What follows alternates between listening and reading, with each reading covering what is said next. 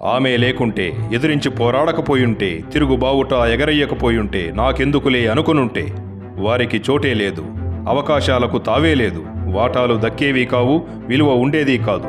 4 గోడలకే పరిమితమయ్యేవాళ్ళు, విలాస వస్తువులా మిగిలిపోయేవాళ్ళు.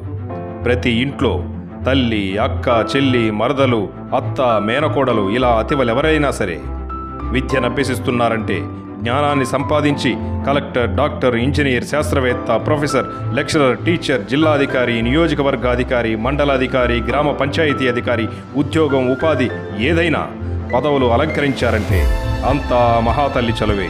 ఆ మహిళా ప్రపంచం వెనుక మహోన్నత మహాసాధ్వి కఠోర శ్రమ దాగుంది. ప్రతి మహిళ ఆమె గురించి తెలుసుకోవాలి. భారత మహిళలు ఎంత మ్రొక్కినా ఆమె రుణం తీరదు. ఆ జ్ఞానపుంజమే సావిత్రిబాయి పూలే. ఆ సత్యాన్ని గ్రహించి ఆమె జన్మదినాన్ని ప్రతి మహిళా ఉత్సవంలా జరపాలి.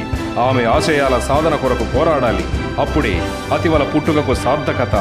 ఆ దిశగా భారత మహిళామణులు ముందుకెళ్తారని ఆశిద్దాం. తల్లి సావిత్రిబాయి పూలే జన్మదిన శుభాకాంక్షలు.